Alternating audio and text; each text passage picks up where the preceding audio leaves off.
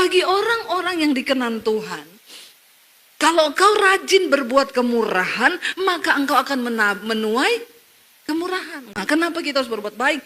Karena dengan cara itu kita memenuhi hukum Kristus. Kita nggak berbuat baik, kita nggak bisa masuk hukum Kristus. Ya, itu Kristen pelit. Alkitab bilang orang kepelit, orang kikir nggak masuk surga loh. Ada ayatnya, bukan hanya yang bersinah, bukan hanya yang banci, bukan hanya yang pelakor, bukan hanya pencuri. Orang pelit tidak mendapat bagian dalam kerajaan surga.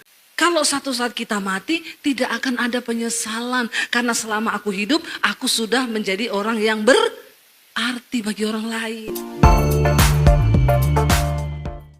Shalom, apa kabarnya hari ini? Luar biasa, walaupun ada masalah tetap luar biasa. Iya, saudara, hari ini tema firman Tuhan adalah hidup menolong sesama. Jadi yang namanya menolong orang lain itu memang sudah menjadi bagian atau ciri khas dari kehidupan orang Kristen. Galatia pasal yang ke-6 kita baca, ayat firman Tuhan terambil dari Galatia pasal 6, ayat yang kedua sampai ayat yang keempat saya pengen kita baca. Galatia 6 ayat 2 sampai ayat yang keempat, baca bersama. Bertolong-tolonglah menanggung bebanmu, demikianlah kamu memenuhi hukum Kristus. Sebab kalau seorang menyangka bahwa ia berarti padahal ia sama sekali tidak berarti, maka ia menipu dirinya sendiri. Baiklah, tiap-tiap orang menguji pekerjaannya sendiri, maka ia boleh bermegah melihat keadaannya sendiri dan bukan melihat keadaan orang lain. Saudara, firman Tuhan ini berkata, bahwa kita ini harus bertolong-tolonglah dalam menanggung beban. Kenapa kita harus hidup saling menolong? Karena manusia itu diciptakan sebagai makhluk sosial.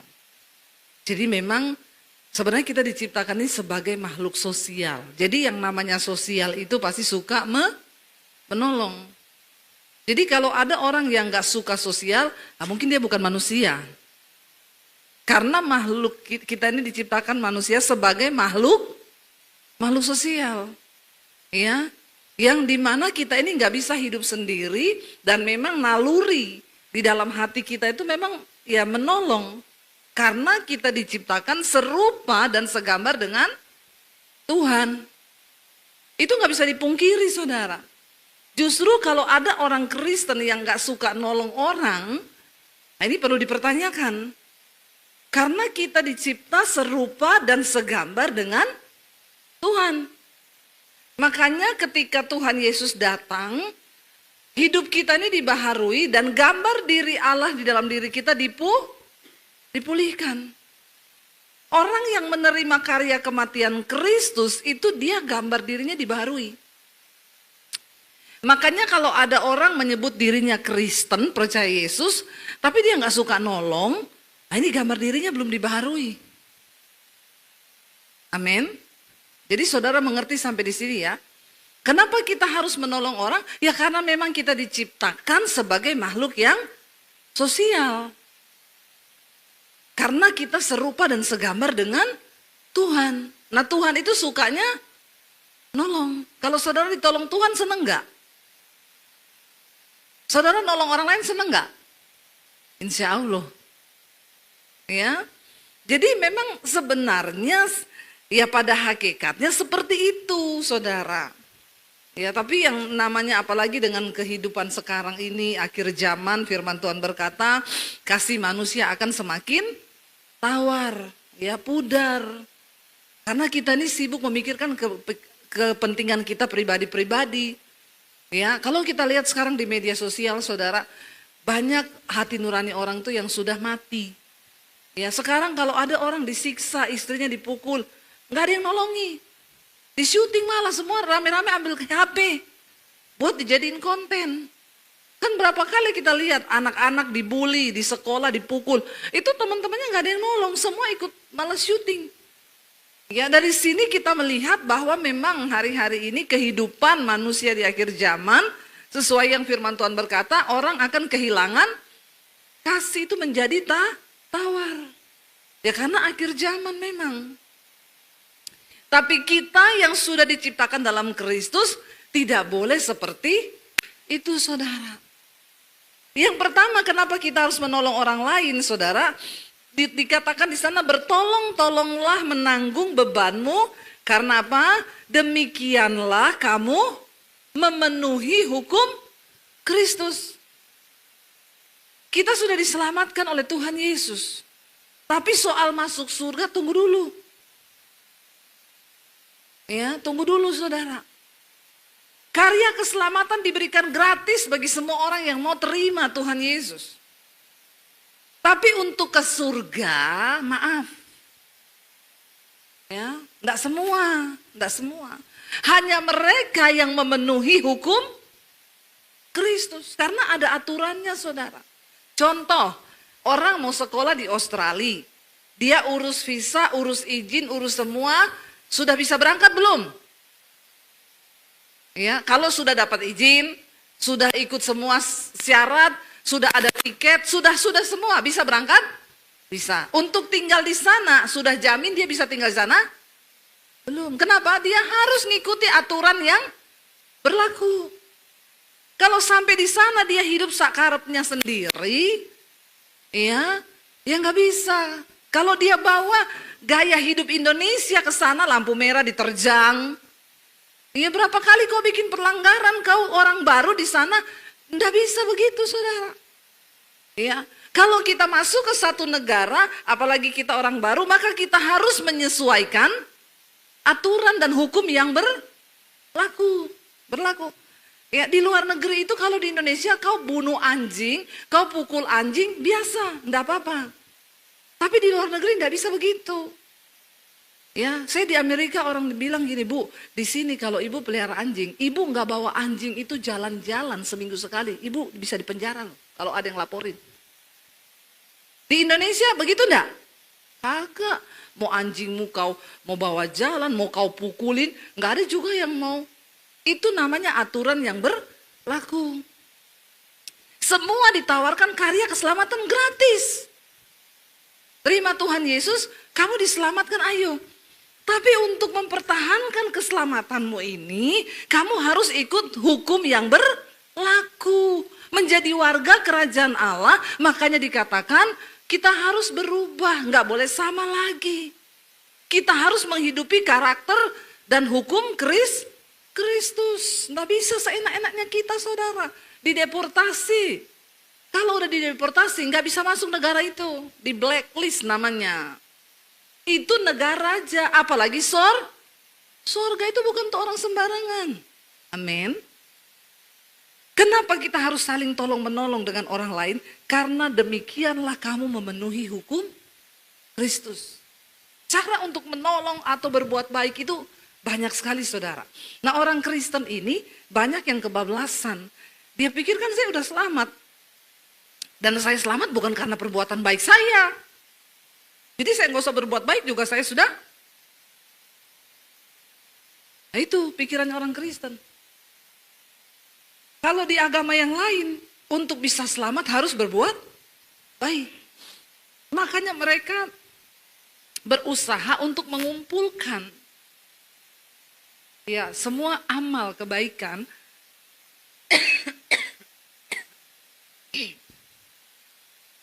ini suami saya berbuat baik ini.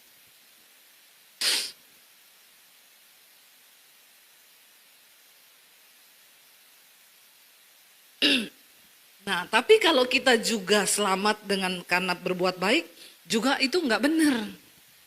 Karena keselamatan itu anugerah. Tapi kalau kita sudah terima anugerah, lalu kita nggak berbuat baik, itu juga salah. Nggak selamat juga. Karena itu dikatakan kerjakan keselamatan itu harus dikerjakan, bukan tidak dikerjakan. Kita berbuat baik itu sebagai satu wujud. Kita ini sudah diubahkan, dikembalikan ke gambar diri Tuhan yang asli.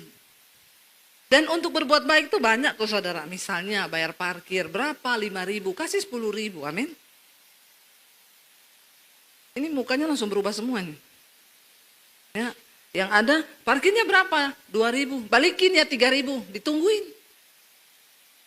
Dengan menolong dan berbuat baik, kau tidak akan miskin, percayalah. Tapi ada orang Kristen pelit, minta ampun saudara. Ditungguin itu kembalian 500. Saya pernah potong rambut, ya bayarnya pakai QRIS. Maaf bu, kurang bu bayarannya. Berapa? Kaget saya. Kurang 500 rupiah. Padahal saya ngasih tip sama kapsernya di situ 100.000. Setiap kali potong rambut, saya kasih 100.000. Kurang 500 rupiah saya ditagih saudara. Terus saya bilang, aduh saya nggak bawa uang 500 lagi. Cari-cari nggak bawa cash. Aduh gimana ya bu, nggak ada 500 sih. Transfer aja. Kayaknya MBK nggak bisa bu, transfer 500 rupiah. Astagfirullah subhanallah, ada orang begini saudara. Ya, ada loh, ada. Taburkan perbuatan baik saudara. Karena demikianlah engkau memenuhi hukum Kristus. Yang pertama, kenapa kita harus berbuat baik? Karena dengan cara itu kita memenuhi hukum Kristus. Kita nggak berbuat baik, kita nggak bisa masuk hukum Kristus. Ya, itu Kristen pelit. Alkitab bilang orang kepelit, orang kikir nggak masuk surga loh.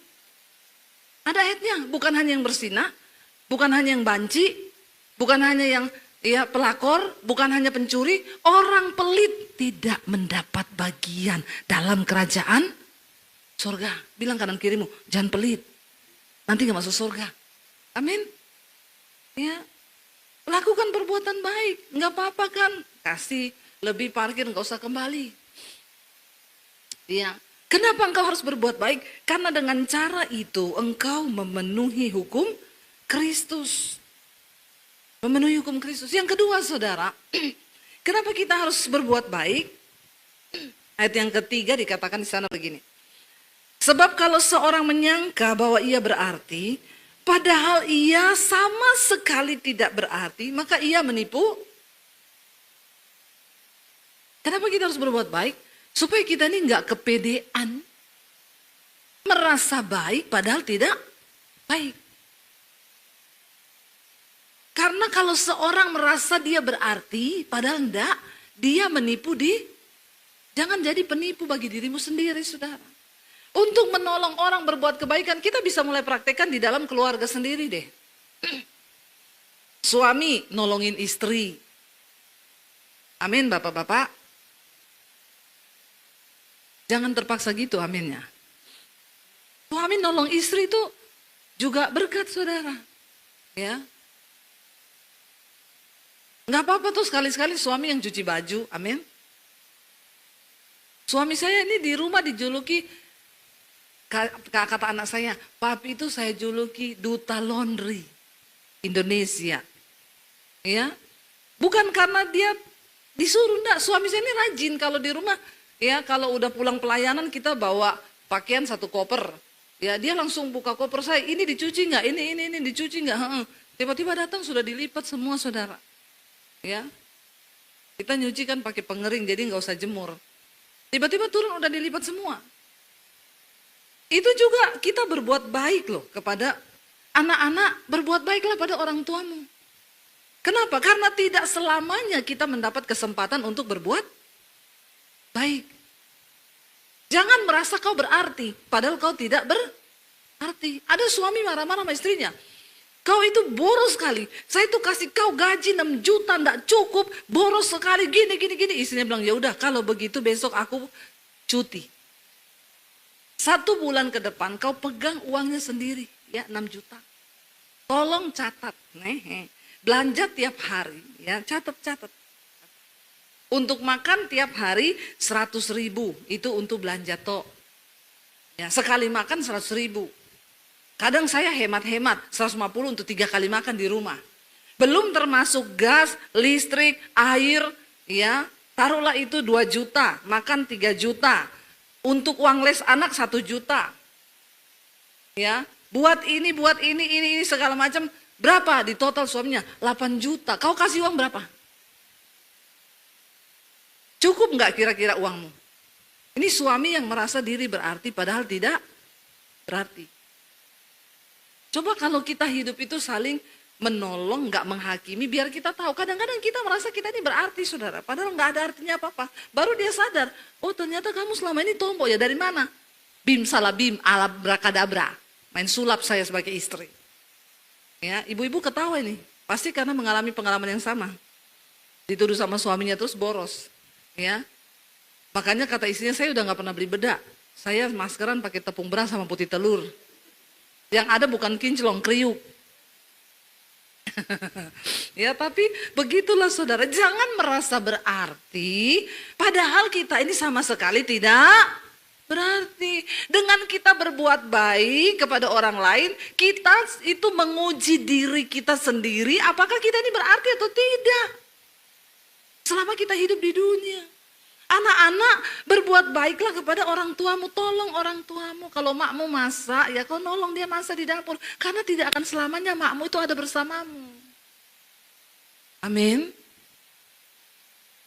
Suami tidak selamanya istrimu ada bersamamu. Istri tidak selamanya juga suami ada bersama dengan engkau.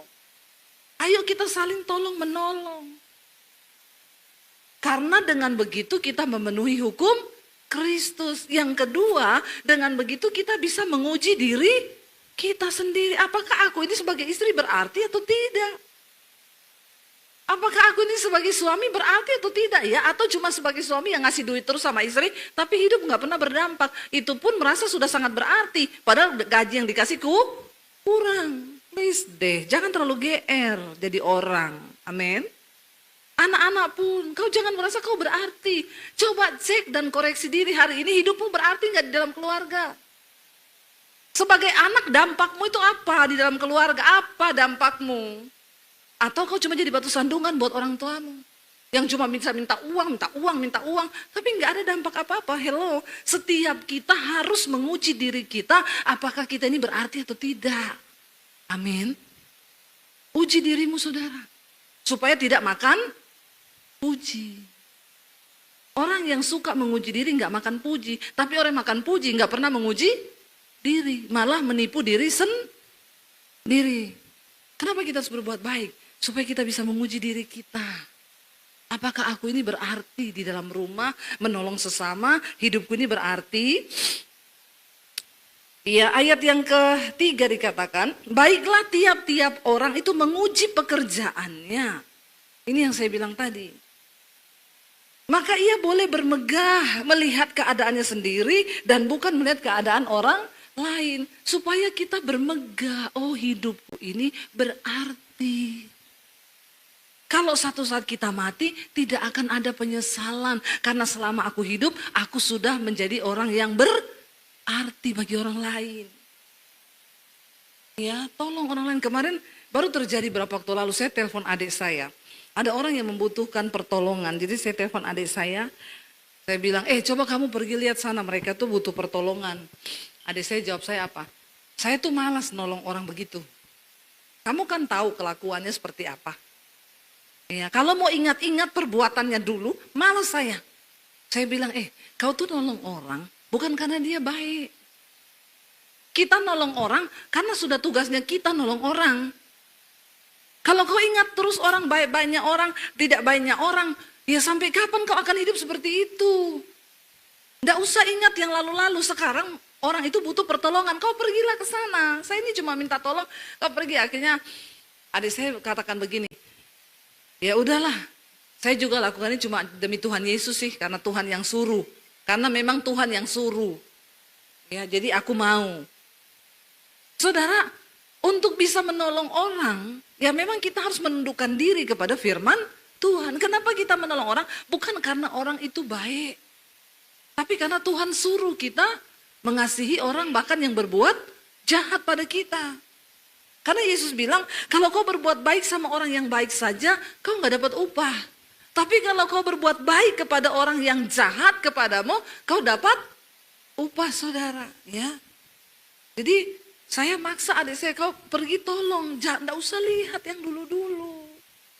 Rugi kita. Kenapa? Karena ya tidak akan selamanya kita dapat kesempatan untuk berbuat baik, menolong orang yang berkesusahan. Jangan menunda untuk berbuat kebaikan, saudara.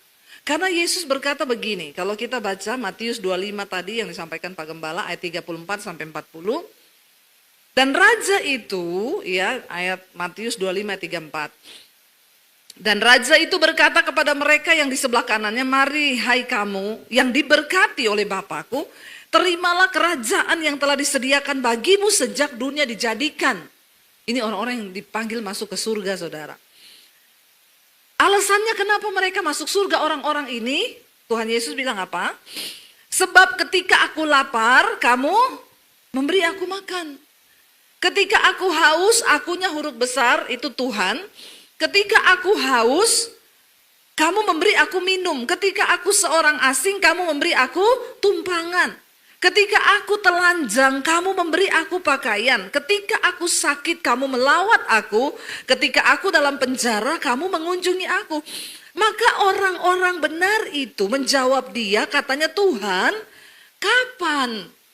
Bila manakah kami melihat engkau lapar, lalu kami memberi engkau makan? Tuhan, kapan kami lihat kau haus dan kami beri engkau minum?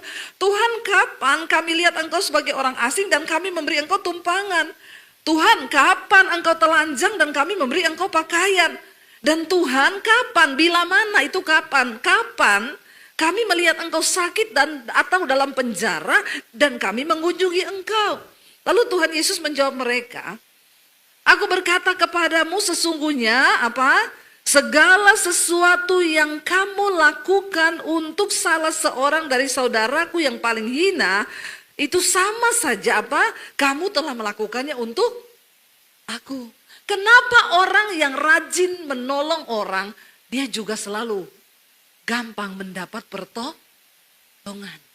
Kalau saudara lihat ada orang yang ditolong Tuhan terus, mengalami kemujuran, mengalami keberuntungan terus. Itu orang pasti karena suka nolong orang. Tapi orang yang gak suka nolong, malah masa bodoh, hidupnya banyak hambatan. Itu prinsip tabur tuai. Karena Tuhan gak pernah tutup mata.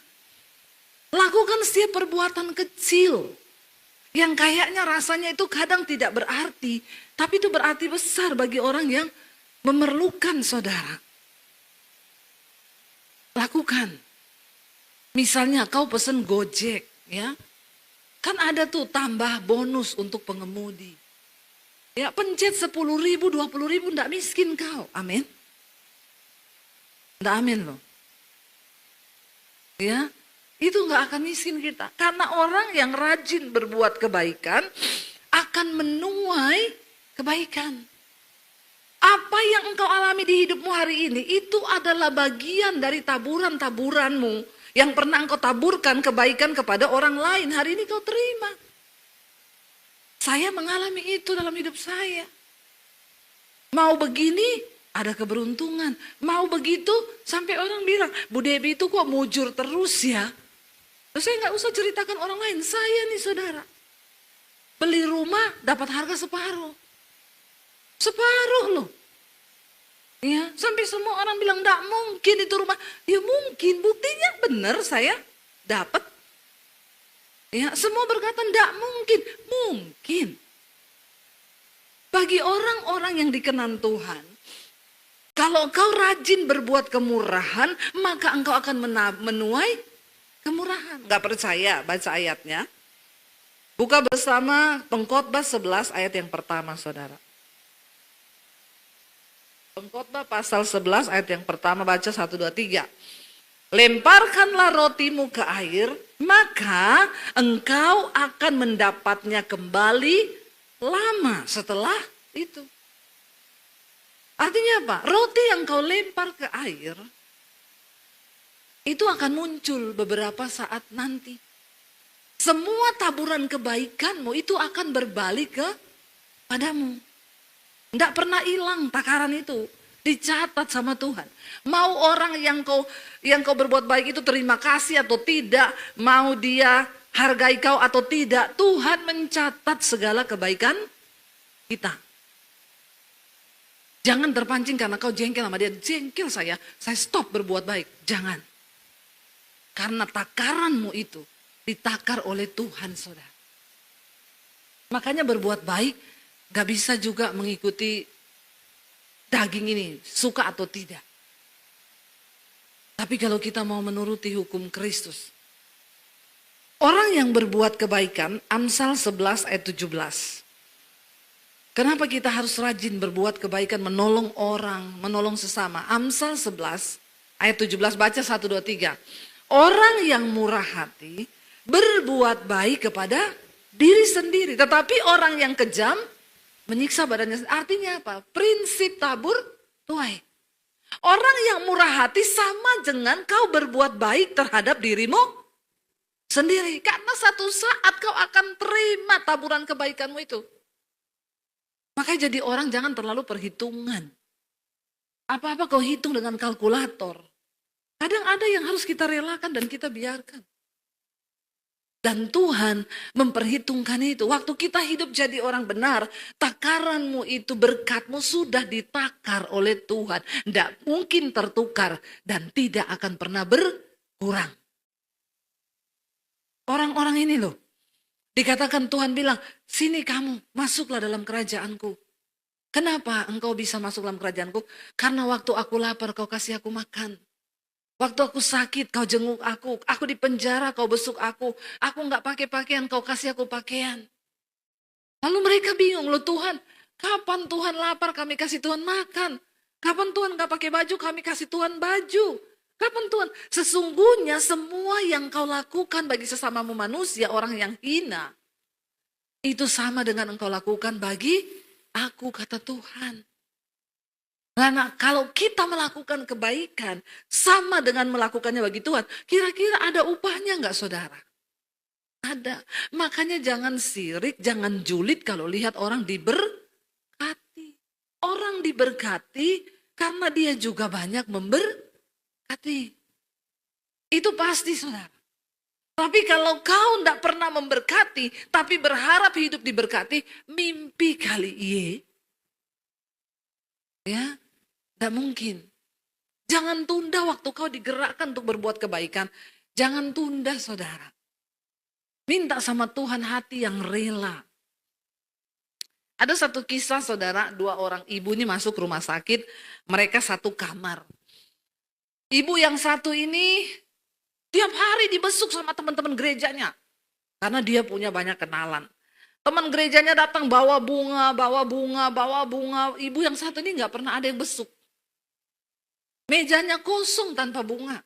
Ruangannya kosong nggak ada bunga. Tapi ibu yang satu ini dibawain kue, dibawain bunga, dibawain sampai bunganya penuh, saudara. Lalu karena susternya kasihan, ibu itu nggak ada yang kasih bunga. Susternya tergerak antar dia bunga kecil dikasih sama dia. Ibu yang sebelah yang banyak bunga ini ngomong gini, kasihan ya, dia nggak ada bunga. Aku mau kasih dia beberapa bungaku yang banyak. Ya 1 lah saya mau kasih. Lalu dia mulai berpikir, tak kasih yang kuning itu aja. Tapi sayang, itu kuning cuma 1. Oh yang putih itu aja. Tapi aku juga suka bunga warna putih. Oh itu aja yang ungu. Tapi ungu itu bagus kalau ditaruh di meja makanku karena juga taplaknya ungu. Oh yang itu aja yang hijau. Tapi hijau juga bagus kalau saya taruh di gini. Setiap hari dia hanya mempertimbangkan mana yang dia mau kasih, mana yang dia mau kasih. Tiba-tiba satu saat ketika dia keluar habis mandi, dia lihat loh, ruangannya ibu itu udah kosong. Malah bunga kecil yang dia punya satu-satunya, dia tinggalkan di meja ibu yang satu ini dan dia bilang, maaf saya tidak bisa memberi kamu apapun yang berarti, tapi satu-satunya yang saya punya, yang dikasih sama susternya, saya mau beri kepada kamu karena saya mengasihi kamu. Maka ibu itu menangis, tapi sudah terlambat, orangnya sudah pulang. Dia punya banyak sekali bunga, tapi mau kasih 1 aja dia mikir, yang kuning sayang, yang ungu sayang, yang putih sayang. Akhirnya tiap hari cuma mikir terus. Malah ibu itu memberi satu-satunya yang dia. Kenapa kita harus berbuat baik? Jangan menunda, karena kesempatan tidak akan selalu datang. Ada waktunya orang itu sudah pergi, ada waktunya kita yang pergi. Di dalam kuburan kita tidak lagi bisa berbuat kebaikan. Waktu kita mati, satu-satunya yang orang ingat hanya kebaikan kita. Kita nggak pernah tahu kita kapan mau meninggalkan. Saya syok dengar saudara kita yang selalu WL di sini, Bu Susan, waktu itu dipanggil Tuhan, saudara. Ya bayangkan, tidak sama sekali tidak pernah kita bayangkan Ibu Susan yang selalu WL di sini. Waktu itu hari Minggu tugas katanya masih video call sama beberapa pengerja. Maaf saya nggak bisa datang tugas ya, kaki saya masih bengkak. Ya cuma sakit kaki, bengkak karena direfleksi. Ya Minggu sore, Minggu pagi masih video call sama teman-teman pelayanan di sini. Tidur sore sudah nggak bangun, besok pagi udah meninggal. Matinya sih enak banget. Tapi yang ditinggal nih yang terkaget-kaget, iya enggak saudara? Kita ini tidak pernah tahu Tuhan tuh kasih kita kesempatan hidup sampai berapa lama. Makanya jangan pernah tunda segala kebaikan yang bisa kita perbuat bagi orang lain. Karena firman Tuhan ya berkata, ya satu saat kita akan mati, kita semua akan berpulang, dan apa yang bisa orang ingat dari kita? Pepatah berkata, gajah mati meninggalkan gading. Harimau mati meninggalkan belang. Manusia mati meninggalkan apa? Jangan utang. Ya, tinggalkan amal kebaikanmu yang orang bisa ingat. Supaya ketika orang di peti, ada alasan dia nangis gitu loh, dan berkata, ya Tuhan ini orang baik banget loh. Itu banyak melakukan kebaikan. Jangan sampai kau mati, istrimu bahkan di depan peti, kenapa gak dari dulu matinya Tuhan? Jangan sampai loh saudara. Ya, apa yang akan orang kenang tentang hidup kita? Dan apakah waktu kita datang berdiri di hadapan Tuhan, Tuhan akan berkata, masuklah dalam kerajaan. Karena kau orang yang sudah memenuhi hukumku. Kau berbuat kebaikan. Iman tanpa perbuatan mati. Kita diselamatkan bukan karena perbuatan baik, tapi karena iman kepada Tuhan Yesus. Saya tuh kemarin saudara, saya tadi di mobil tuh merenungkan. Kemarin saya dan suami itu, ya kita diundang ke salah satu rumah teman. Lalu kita pergi saudara, sampai di sana itu diajak makan ya. Saya ini tadi sepanjang jalan ke sini tuh bersyukur terus. Diajak makan ya, saya tuh makan ikan. Ikannya itu ikan dasar, ikan merah dari Papua asli. Waktu saya makan, saya rasa ada duri ikan tuh ketelan di leher. Jadi saya pikir biasanya kalau ketelan tuh kan duri kecil ya. Kita makan ketelan duri, biasanya kita minum air banyak kan, supaya masuk. Jadi saya telan saudara, karena di situ ada timun. Saya makan beberapa potong timun yang besar-besar. Ya saya masukin ke mulut saya 4 biji, lalu saya minum air 1 botol. Saya berusaha menelan duri ikan itu. Biasanya kalau durinya kecil, setelah kita melakukan itu kan lega gitu ya. Tapi ketika saya lakukan itu kok makin tersiksa saya rasa. Kenapa ya ini kok makin menusuk di leher saya. Akhirnya saya berdiri dari meja makan, gak ada yang tahu, suami saya juga gak tahu. Saya sudah sulit untuk bernapas, karena kalau tarik napas gini terasa sakit sekali. Sudah di dalam sini saudara. Saya mau ke kamar mandi, saya pikir saya ke kamar mandi. Saya jalan ya lumayan. Saya tahan napas saudara, bahkan untuk napas aja itu sudah sakit, terasa durinya menancap. Saya tahan napas, rasanya seperti ya banyak, saya nggak tahu itu ludah di mulut saya atau apa, tapi begitu sampai di toilet, ya saya di wastafel, saya coba buang ludah, ternyata itu udah darah semua. Ya dan saya kaget, aduh, ya kenapa bisa begini ya, berarti ini udah melukai di sini ya. Saya sudah nggak bisa bernapas, saya keringat dingin di dalam kamar mandi. Saya pernah dengar orang itu ketelan duri ikan dibawa ke rumah sakit dioperasi. Ya saya berpikir ini pasti durinya besar. Akhirnya saya berdiam diri di situ, saya berdoa, Tuhan, tolong Tuhan. Saya nggak mau saya dibawa rumah sakit hari ini. Kalau saya dibawa rumah sakit kemarin saya tidak datang ke sini kan? Iya nggak saudara? Kelihatannya kan perkara kecil toh. Cuma ketelan duri. Tapi kalau itu menjadi sesuatu yang serius kan, semua aktivitas kita terhenti kan. Mungkin hari ini saya sudah di rumah sakit karena operasi. Saya berdoa, saya tahan napas, nggak ada orang yang tahu, suami saya juga nggak tahu.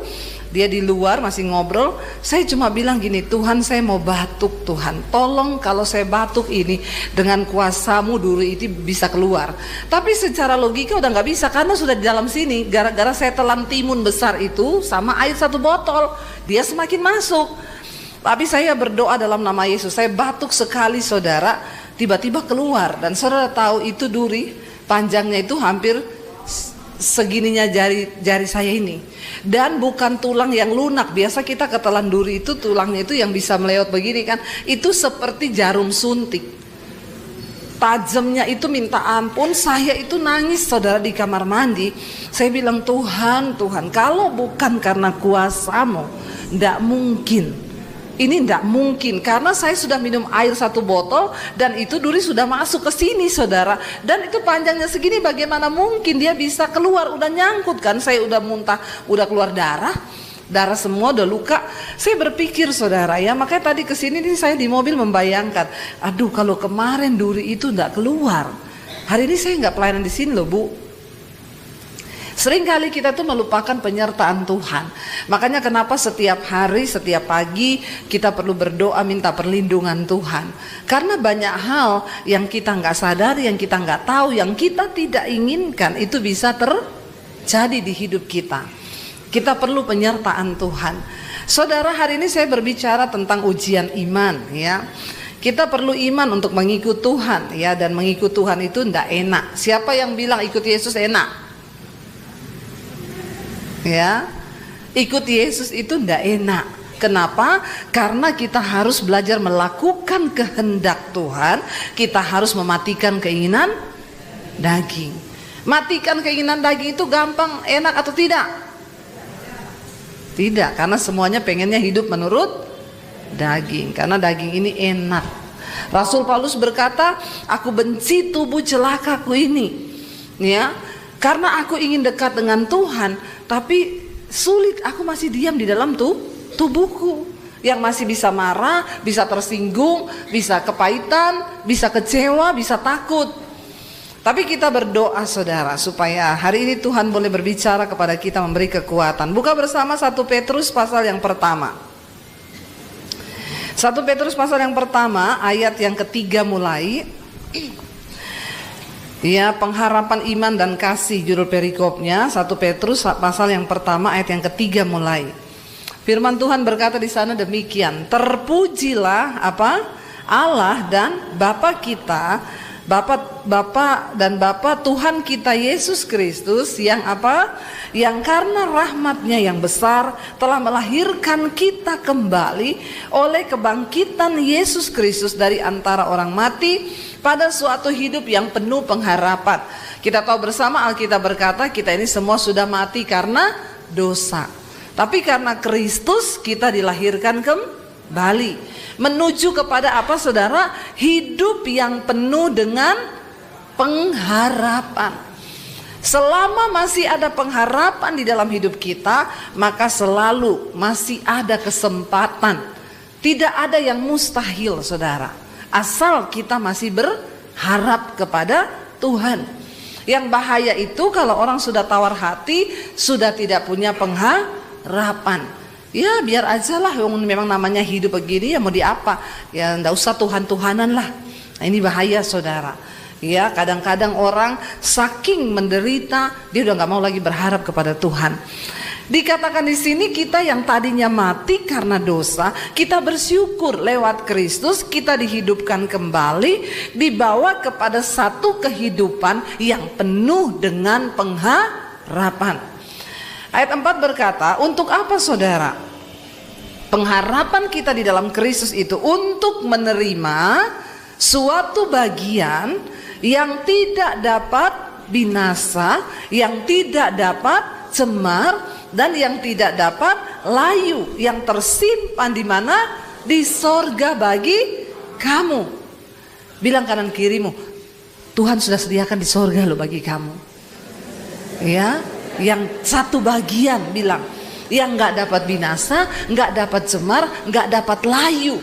Itu Tuhan siapkan bagi kita di sorga. Ya, jadi saudara, ya kita ini semua yang mau masuk sorga harus mulai latihan sekarang. Ya, latihan hidup di sorga. Di sorga itu nggak ada orang marah-marah, amin. Haleluya. Ya, kalau saudara masih marah-marah, saudara nggak bisa masuk. Di sorga nggak ada orang selingkuh. Di sini pasti nggak ada lah yang selingkuh ya. Ya, Cimahi ini aman-aman tentram kan? Insya Allah. Aman tentram ya, nggak ada ya di sini perselingkuhan ya saudara. Ada atau tidak? Oh, tidak ada ya, puji Tuhan. Ya, saudara, di sorga itu nggak ada orang tersinggung. Di sorga nggak ada orang kepahitan. Di sorga nggak ada orang kecewa. Karena di sana ada bagian yang tidak dapat cemar, nggak layu, nggak binasa. Ya, itu berbicara tentang hal-hal yang kekal. Nah, kita ini sekarang lagi latihan untuk bisa masuk sorga. Ya, siap-siap latihan, nggak marah-marah suami istri, amin. Kok abis amin tapi ketawa gitu ya? Jadi saudara ini menertawakan diri sendiri atau bagaimana gitu ya? Ya iya kan, kita mulai latihan dari sekarang jadi orang yang damai sejahtera, ndak marah-marah, ndak tersinggung, ndak kepahitan. Dikatakan di sana ayat yang kelima, yaitu bagi siapa? Yaitu kamu yang dipelihara dalam kekuatan Allah karena imanmu, sementara kamu menantikan keselamatan yang telah tersedia untuk dinyatakan pada zaman akhir. Kita ini semua sudah menerima keselamatan dari Tuhan, tapi baru akan dinyatakan pada akhir zaman. Saya mau tanya saudara, kira-kira ada yang gagal nggak dalam perjalanan iman? Akan ada nggak orang yang gagal? Ada. Berarti keselamatan bisa gagal nggak? Dari pihak siapa? Manusia, bukan dari pihak Tuhan. Dari pihak Tuhan keselamatan itu tidak pernah gagal. Siapa yang menggagalkan? Kita sendiri, karena kita menolak kasih karunia Tuhan. Karena kita nggak hidup sesuai dengan firman Tuhan. Makanya Alkitab ini, kita sekarang ini dipelihara dalam kekuatan Allah. Kita harus meminta kekuatan dari Tuhan, sementara kita menantikan keselamatan yang akan dinyatakan pada zaman akhir. Jangan santai jadi orang Kristen.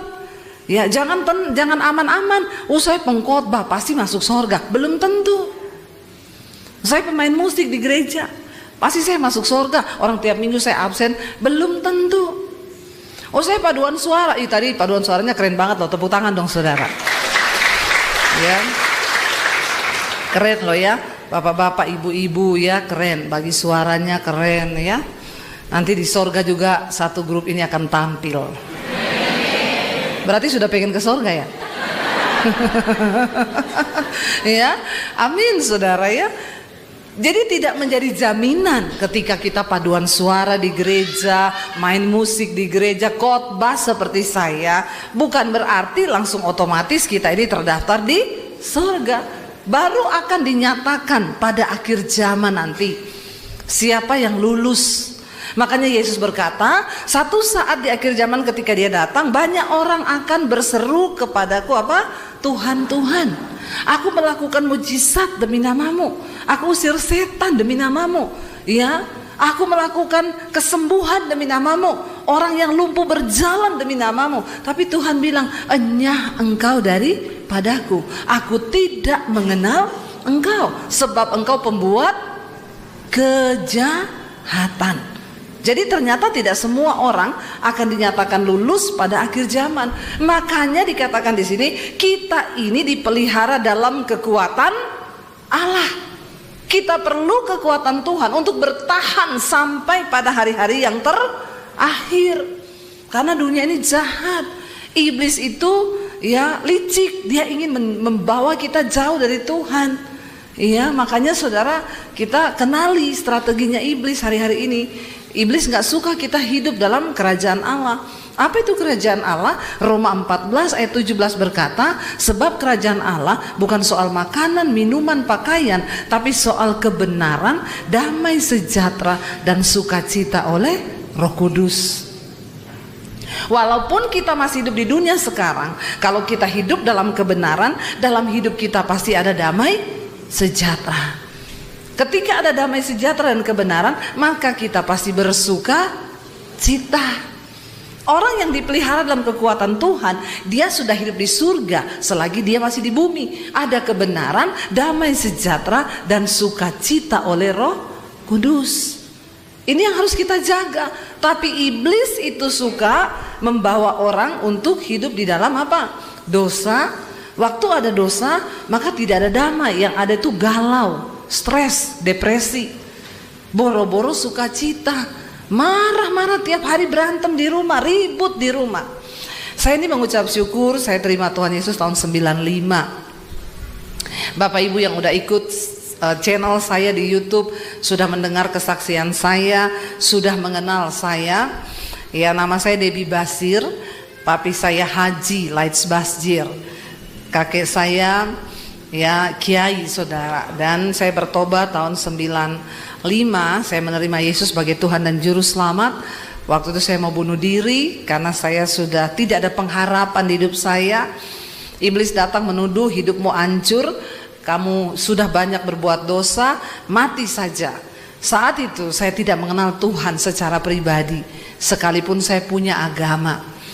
Lalu saya mulai di situ, ya tiap hari saya galau, saya mikir mau mati, saya mau bunuh diri saudara. Ya, dan rasanya semakin teguh untuk saya melakukan hal itu. Ya, karena saya dari kecil papi saya galak, sering saya dipukulin. Ya, kalau dihajar tuh sampai biru-biru badan saya saudara. Ya, rambut saya tuh dijambak. Lalu mami saya bilang, kamu ngerti aja kenapa papi begitu, karena dia punya banyak ilmu hitam. Ya, jadi bapak-bapak di sini, ibu-ibu yang tiap hari marah-marah pasti banyak. Itu tanda orang hidup dalam kuasa gelap. Nggak ada damai sejahtera, tiap hari marah-marah. Banyak setan dalam dirinya. Ya, hati-hati. Jadi mami saya bilang, maklum aja kamu nggak usah stres gini-gini. Saya terus hidup dalam dosa, melakukan segala hal yang tidak berkenan. Dan orang itu kalau sudah melakukan dosa, hidupnya nggak mungkin damai sejahtera. Apa yang paling membuat manusia itu bisa hidup damai? Waktu kita hidup di dalam kekudusan. Bukan ketika punya uang banyak. Karena banyak orang punya uang tapi hidupnya tidak ada damai. Ya, benar saudara. Ya, uang itu bukan jaminan kebahagiaan. Jangan salah berpikir. Jangan suka iri kalau lihat orang kaya. Enak banget ya kaya. Saya banyak ketemu orang kaya raya ya. Tapi kalau pulang saya bilang sama suami saya lebih bahagia kita. Iya, nggak bisa tidur kalau malam. Dia punya banyak persoalan. Tiap hari telepon saya, diundang makan orang kaya. Saudara, dia yang traktir kami. Makan enak di restoran mahal jutaan. Kami makan, dia terima telepon, marah-marah terus. Gimana sih? Saya kan sudah bilang. Baru duduk di telepon lagi. Bagaimana kamu? Maaf ya Bu Pendeta, maaf saya urusin kerjaan. Saya dibayari makan damai sejahtera enak ketawa ketiwi. Dia marah-marah. Jadi yang lebih dari pemenang siapa? Dia. Akhirnya waktu dia duduk, dia bilang, maaf Bu Pendeta ya, saya tuh biasa urus kerjaan. Saya bilang, Pak maaf saya mau ngomong juga sama Bapak. Bapak ini kaya, tapi tidak diberkati Tuhan. Iya, benar. Ya. Lalu dia syok waktu saya bilang begitu. Ya, pulang dia bilang sama istrinya, pendeta gila. Berani banget ngatain saya kaya tapi tidak diberkati. Loh iya. Belum tentu orang kaya itu diberkati. Banyak orang kaya hidupnya nggak damai. Ya, makanya saya nggak pernah iri melihat orang kaya. Justru kadang saya kasihan. Ya, kasihan mereka itu tertipu dengan dunia. Tertipu, kan Alkitab bilang hati-hati dengan tipuan kekayaan itu menipu. Ya, makanya nggak usah kaya-kaya, amin. Loh kok nggak amin loh? Ya, berarti kaya semua nih di sini nih. Loh malah amin loh. Kalau saya bilang orang kaya nggak bahagia malah amin. Bagaimana sih ini jemaat di Cimahi ini, Bapak Gembala? Ya, jadi siapa yang mau kaya?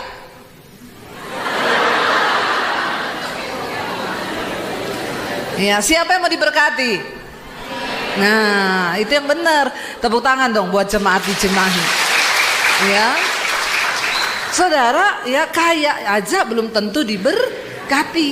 Tapi orang yang diberkati hidupnya berkelimpahan dan dia bisa menjadi berkat bagi orang lain. Itu tandanya, saudara. Ya. Lalu saudara, saya tuh melihat ya bagaimana orang-orang hidup itu kalau di luar Tuhan, ya tidak ada kebahagiaan, nggak ada damai sejahtera. Terus buat apa? Hari-hari ini orang stres, udah duitnya banyak stres ya. Karena banyak prediksi, banyak perkiraan. Wah, nanti kalau uang banyak, kalau kiamat ya buat apa juga itu uang. Saya berdoa supaya kita semua hidup menjadi orang yang berdampak. Nggak usah tunggu kaya, kita diberkati Tuhan. Dikatakan di sana kita ini dipelihara dalam kekuatan Allah, sementara kita menantikan keselamatan yang tersedia untuk dinyatakan pada zaman akhir. Hati-hati, jangan ada yang gagal di tengah jalan. Kita nggak tahu kapan Tuhan Yesus datang. Nggak usah bicara Tuhan Yesus datang lah. Bicara tentang kematian, nggak ada satupun dari kita yang tahu kapan kita mati kan? Kalau saya bicara kematian, jangan melirik sama yang sudah tua. Saudara melirik tuh, saudara bilang, kayaknya dia duluan ini. Hati-hati saudara ya. Tua itu bukan syarat untuk mati. Saya tadi ya luar biasa ketemu sama Pak Gembala ya. Umurnya Bapak sekarang 87. Wow saudara, itu wow. Itu Tuhan ajaib ya. Bahkan saya lihat Bapak masih naik tangga itu ya enggak goyang-goyang loh, enggak loh. Bapak makan apa Pak? Loh iya loh, ya luar biasa saudara ya. Saya tuh salut kalau melihat orang-orang yang umur lanjut sehat, karena kita kan belum tentu umur kita seperti itu, benar nggak?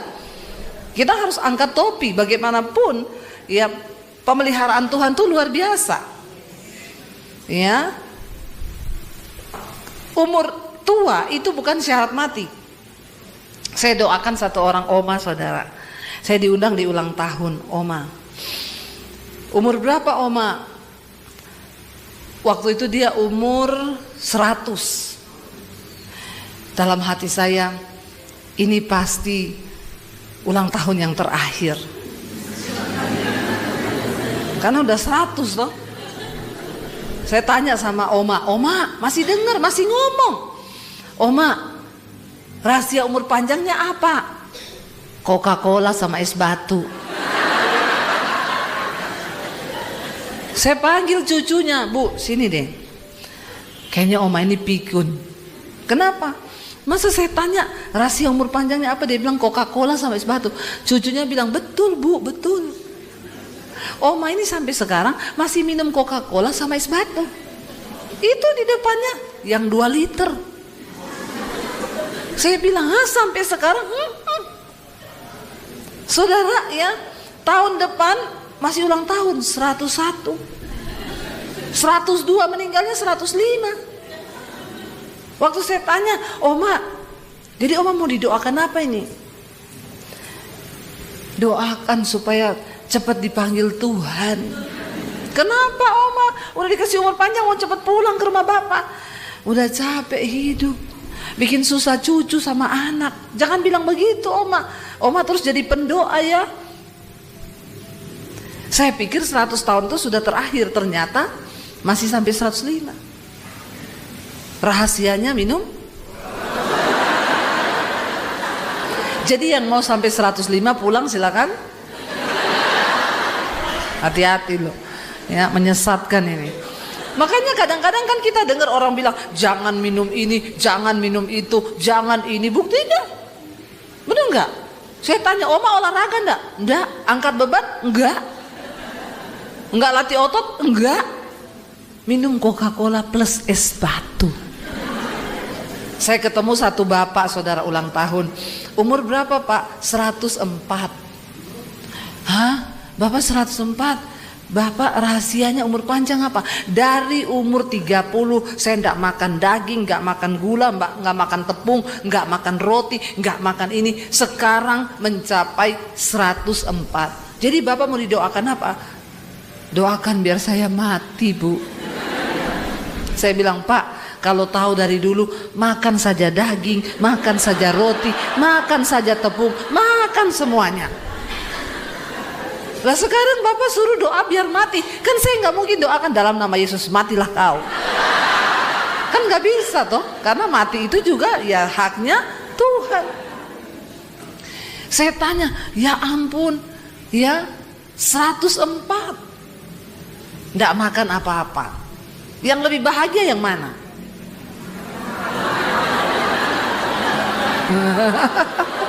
Ya, yang makan semuanya plus Coca-Cola sama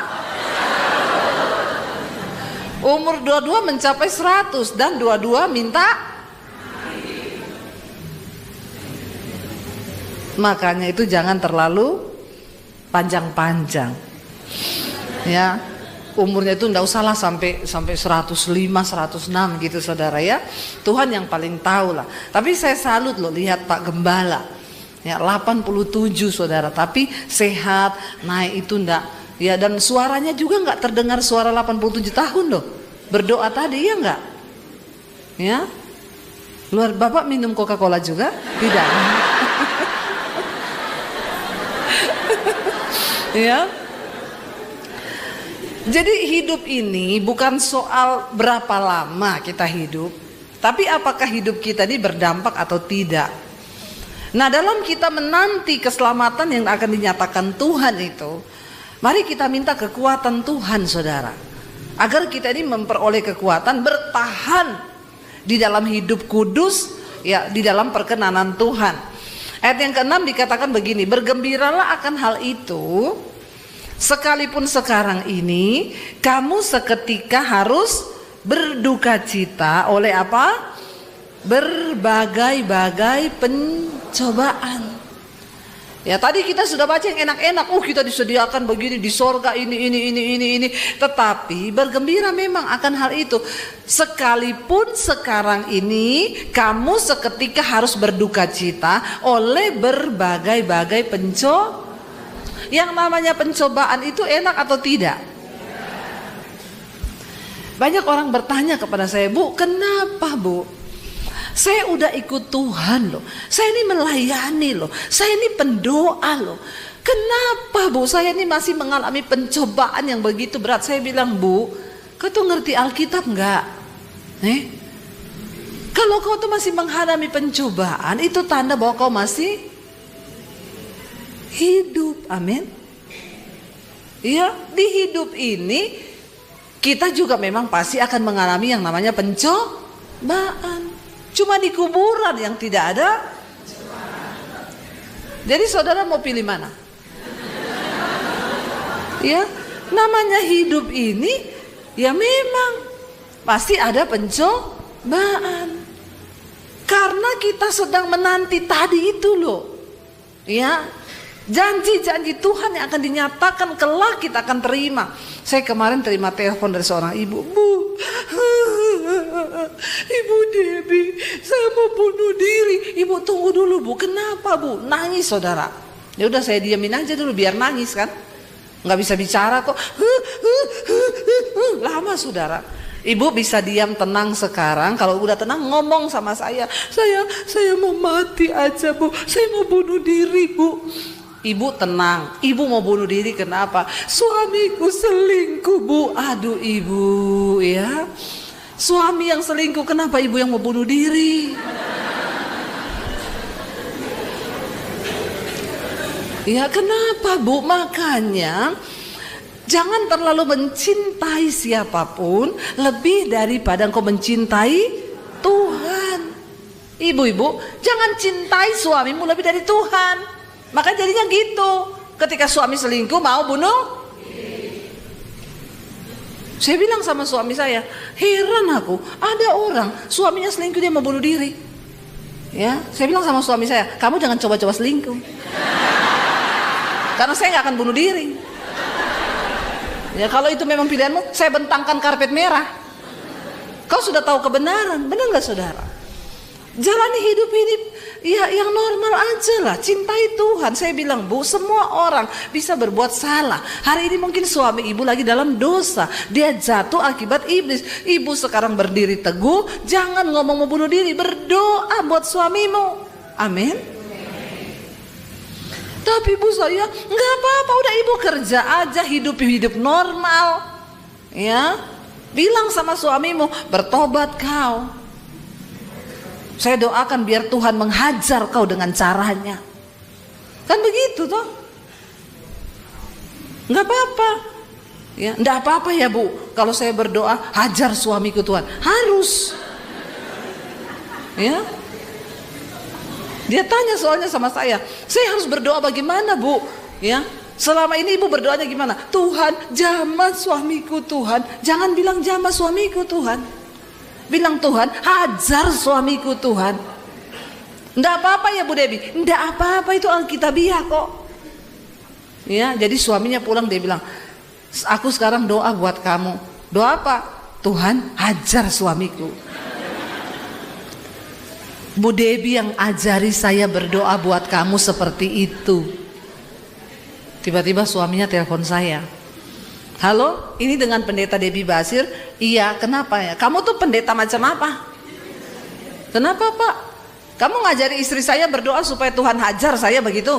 Maaf ya Pak, jangan kegeeran kau. Alkitab berkata, Tuhan menghajar orang yang dikasihinya, yang dianggapnya anak.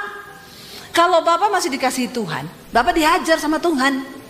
Tapi kalau Bapak sudah nggak dikasihi, mati kau lagi selingkuh serangan jantung. Langsung nit. Telepon yang Anda tuju sedang lari. Ya, dia pikir dia mau main-main, saudara.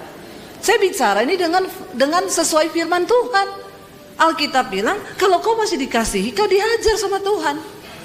Ya, bapak-bapak jangan hidup di dalam dosa. Saya bilang, ya ibu kasih tahu firman itu. Jangan ibu mau bunuh diri, cintai Tuhan. Memang selama kita hidup di dunia ini pasti akan ada pencobaan. Tapi ayat 7 berkata, maksud semuanya itu ialah untuk apa? Membuktikan kemurnian imanmu yang jauh lebih tinggi nilainya daripada emas yang sekarang emas berapa 1 gram? Ada yang tahu? Ini naik terus ini, antam ya. Yang suka beli emas ini, saya lihat beritanya tuh di Instagram. Katanya sampai mau mencapai 2 juta per gram. Bersyukurlah yang punya investasi emas. Saya punya 78 kilo. Loh, kok tertawa? Bener. Mas Daniel, suamiku. Nggak usah tepuk tangan, tapi investasinya turun. Makin berat makin turun harga. Ya, saudara, bayangkan emas itu katanya dengar-dengar mau mencapai sampai 101 gramnya 2 juta. Ya, sekarang tuh sudah hampir 1 berapa ya? 1,3 ya. Terakhir 1,6 ya. Itu yang perhiasan atau 1,6 saudara sekarang. Memang mau sampai di angka 2 juta. Jadi emas itu mahal karena memang emas itu murni. Tapi Alkitab berkata, ya, iman kita ini nilainya jauh lebih tinggi daripada emas yang fana. Nah, iman yang bagaimana yang nilainya jauh lebih tinggi daripada emas? Iman yang diuji kemurniannya dengan api. Ya, kalau dalam hidup kita tuh ada api panas enggak saudara? Panas, tersiksa, rasanya enggak betah. Ya, ini saja saya keringetan, ya minta kipas angin tadi nih saudara. Ya, Memang sekarang di mana-mana panas karena neraka mulai terbuka. Panas. Ya, kalau panasnya begini aja kita nggak tahan, apalagi nanti di neraka. Ya. Nah, di dunia ini kita dikasih Tuhan diizinkan ada api. Emas itu dikatakan murni karena dia dibakar dalam peleburan api. Waktu di titik tingkat panas yang tertentu, yang paling panas, emas itu terpisah dari unsur-unsur lain yang ada yang mencampur. Makanya emas itu mahal. Nah, iman kita dikatakan lebih mahal daripada emas yang fana ketika iman kita ini sudah teruji. Ketika saya terima Tuhan Yesus, tantangan yang berat saya alami dari pihak keluarga. Tadinya saya mau dibunuh, saudara. Itu tidak gampang. Setiap hari saya hidup dalam ketakutan. Ya, kenapa Tuhan Yesus? Cuma percaya sama Tuhan aja diancam mau dibunuh. Ya, tapi sampai satu titik saya bilang gak apa-apa lah, kalau saya mati saya masuk surga. Ya, puji Tuhan terlewati. Tapi saya bilang ya udah, kalau kamu tetap memilih Tuhan Yesus, ya kamu keluar dari rumah, jangan anggap kamu punya keluarga. Buat apa papi bunuh kamu? Papi nggak dapat hatimu, imanmu, cuma dapat tubuhmu yang mati, tapi imanmu nggak. Jadi kalau kamu tetap Kristen, pergi dari rumah, jangan anggap kamu punya keluarga. Tapi satu hal, kalau kamu pergi, jangan bawa ijazahmu. Saya mau lihat Yesus kasih makan kamu pakai apa. Saya tinggalkan keluarga tahun 96, itu saya baru lulus SMA. Saudara, masih begitu muda dan tidak tahu arah. Tapi Tuhan yang memanggil saya cuma bergantung kepada firman Tuhan. Saya itu baca Alkitab sehari 6 jam. Ya, saya baca Alkitab dan itu yang menguatkan iman saya. Zaman saya bertobat tahun 95 belum ada YouTube, belum ada handphone. Ya, kalau saya mau dapatkan kekuatan ya saya harus pergi ke gereja. Sementara saat itu saya nggak bisa bebas untuk ke gereja. Saya ke gereja aja dulu pakai baju senam. Dulu sebelum bertobat saya ini pelatih senam aerobik. Percayalah dulu saya pernah kurus. Nggak usah memandang dengan wajah yang begitu ya. Iya saudara. Jadi tantangan itu berat. Tapi Alkitab berkata iman itu bertumbuh dari aniaya dan pembacaan firman Tuhan. Jadi kalau mau imannya tumbuh harus banyak mengalami Saya berdoa Tuhan aniayalah mereka ini. Lo aniaya itu bukan hanya saudara mau dibunuh, enggak. Ya, saudara disakiti sama menantu. Itu aniaya lo. Apa itu aniaya? Kita bisa balas, tapi kita enggak boleh balas. Karena kita mau nuruti firman Tuhan. Itu tersiksa saudara. Ya, rasanya ya mau benci orang Tuhan bilang nggak boleh, doakan dia, mintakan berkat. Ya, kita kan kalau mau doakan musuh kita orang yang berbuat jahat, Tuhan lagi naik motor diserempet sama beca, ya terus keseleo kakinya atau patah kakinya. Kita pengennya kan berdoanya begitu, jujur manusia. Tapi Tuhan bilang nggak boleh, doakan dia, mintalah berkat. Siapa di sini yang sudah pernah berdoa minta berkat bagi musuhnya? Yang lain nggak punya musuh. Saya doakan supaya punya musuh saudara. Nggak apa-apa, ya. Kalau itu untuk membuat kita melakukan firman. Bagaimana mungkin kita bisa berdoa mendoakan musuh kalau kita nggak pernah punya musuh? Seringkali Tuhan akan izinkan. Ya, kita sudah berbuat baik, ada aja orang yang jengkel sama kita. Nggak apa-apa. Itu diizinkan Tuhan. Itu teraniaya saudara. Ya, anak yang tersakiti oleh orang tua, engkau rasanya pengen begini tapi kau nggak bisa balas, itu aniaya. Ya, tapi di situ iman kita bertumbuh. Belajar. Saya banyak mendengarkan kesaksian orang-orang yang tadinya mau bercerai, hidup dengan egonya masing-masing, tapi ketika mereka mendengarkan firman yang saya sampaikan lewat YouTube, mereka belajar untuk menaklukkan daging dan melakukan kehendak Tuhan. Mereka nggak jadi bercerai loh. Ya, saya lagi makan di Salatiga di restoran, datang 2 orang suami istri saudara. Tiba-tiba istrinya itu berlutut di kaki saya, dia nangis. Saya kan risih ya, dalam hati saya, Bu, please ya Bu, Kenapa Bu? Berdiri dulu, jangan begitu, jangan nangis begitu. Ibu berdiri, nanti dipikir orang saya ini ngapa-ngapain ibu loh di sini. Ya, dia bilang, Bu, terima kasih Bu, berkat semua firman Tuhan yang ibu sampaikan lewat YouTube ibu. Kami berdua ini tadinya mau bercerai Bu, tapi sekarang kami dipulihkan Tuhan. Sekarang kami tiap malam ikut mesbah doa Bu. Terima kasih. Karena mereka mau belajar melakukan firman. Tadinya pertikaian dalam rumah tangga mereka itu menjadi satu kemelut api yang rasanya menyala dan sangat menyiksa. Tapi waktu mereka tahu firman, bahwa ternyata semua itu Tuhan izinkan terjadi. Ya, kita ini suami istri dibentuk, ya suami dibentuk oleh siapa? Istri dibentuk oleh siapa? Suami. Ya, karena manusia menajamkan sesamanya. Ya, saya dengan suami saya puji Tuhan kami dibentuk. Saya dari suami saya orang Solo, ya saya Solo Wesi. Ya, jadi Solo tapi ada wesinya. Kami ketemu saudara, dipertemukan Tuhan. Ketemunya di gereja lagi, tempat yang sangat kudus dan sakral. Lalu ketika kami menikah, apakah semuanya enak-enak saja? Enggak, ada proses. Saya pikir dulu, saya ketemu suami saya pelayanan, saya juga pelayanan. Ini sama-sama orang pelayanan. Pasti kalau berantem, haleluya, puji Tuhan kau. Ya bayangan saya kan begitu, karena kita sama-sama pendeta, sama-sama hamba Tuhan. Bayangan saya, pasti kalau berantem nih pasti menyanyikan mazmur dan kidung puji-pujian. Ya, ternyata yang namanya manusia itu tetap manusia. Walaupun pendeta, kita punya ego, kita punya perasaan, ya, kesombongan, ya.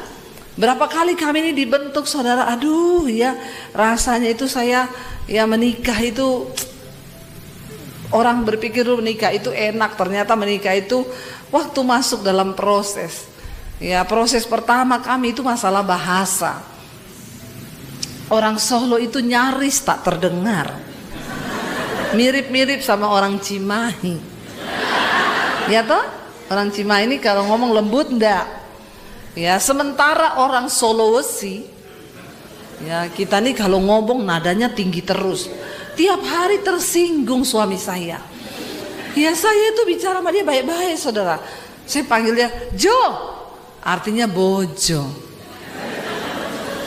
Tapi karena orang Sulawesi yang panggil jadi Jo. Kalau orang Solo yang panggil kan Jo.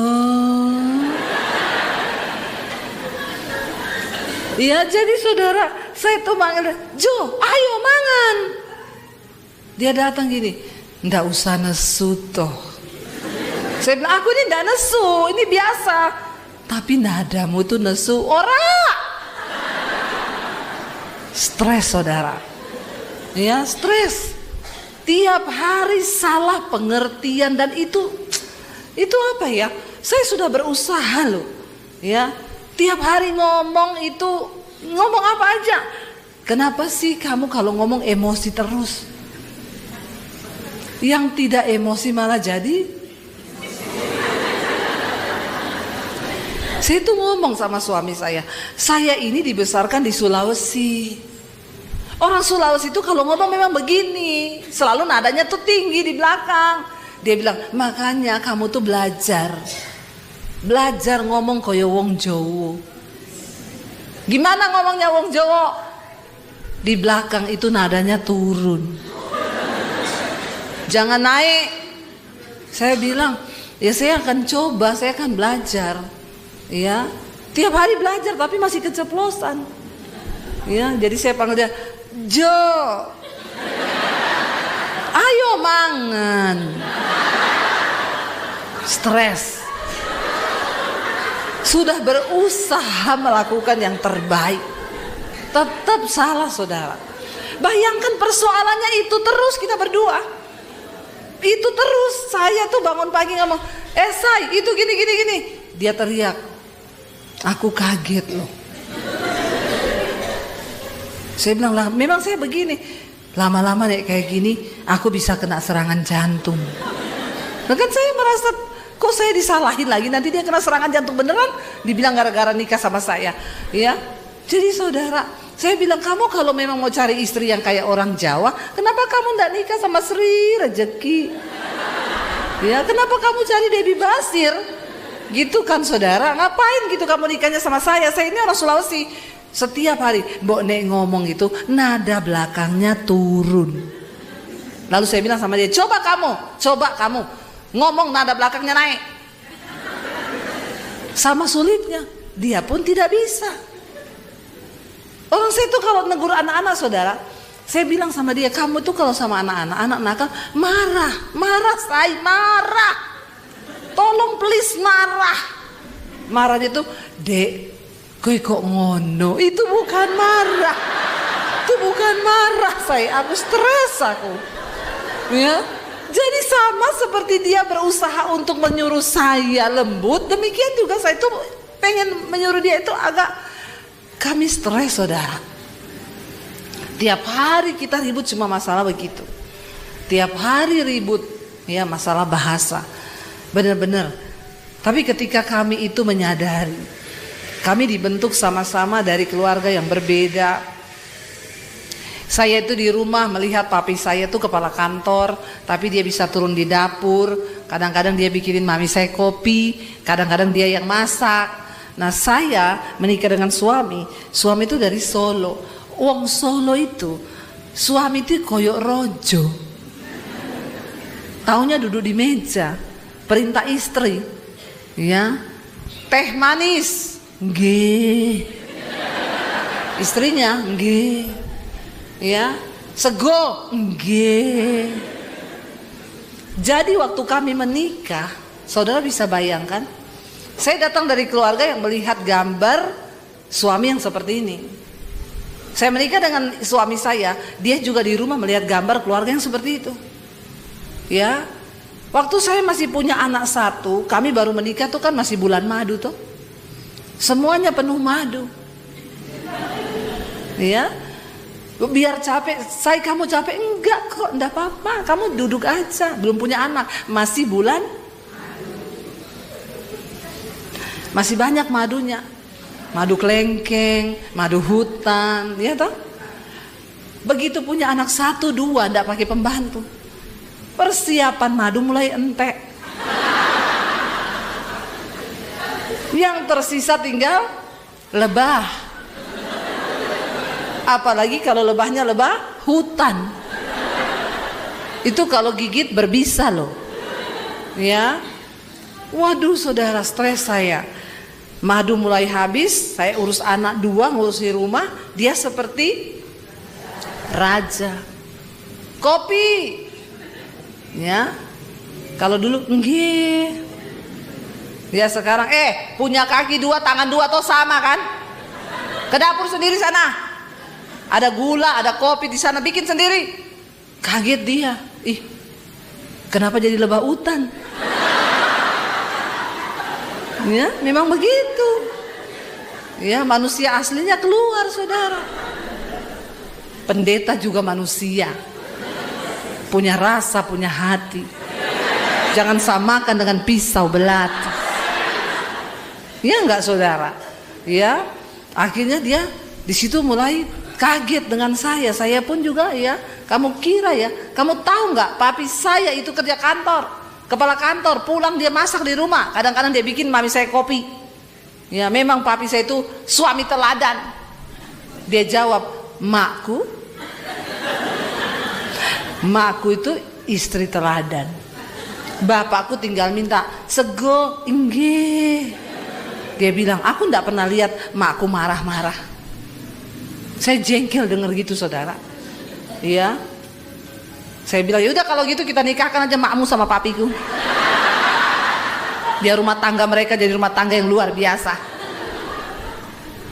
Saudara, kalau sudah begitu bagaimana ada surga dalam rumah tangga kita? Ego masing-masing yang keluar. Sampai satu kali saya temukan ayat firman Tuhan yang berkata, apapun yang kamu lakukan untuk sesamamu manusia, baik dengan perkataan ataupun dengan perbuatan, lakukanlah itu seolah-olah untuk Tuhan dan bukan untuk manusia. Saya urus anak 2 tanpa pembantu, bersihin rumah, saya mau marah-marah, rumah kotor. Ayat itu bicara untuk Tuhan, saya ngepel untuk Tuhan. nggak berani ngomong karena untuk dia teriak kopi. Saya ke dapur,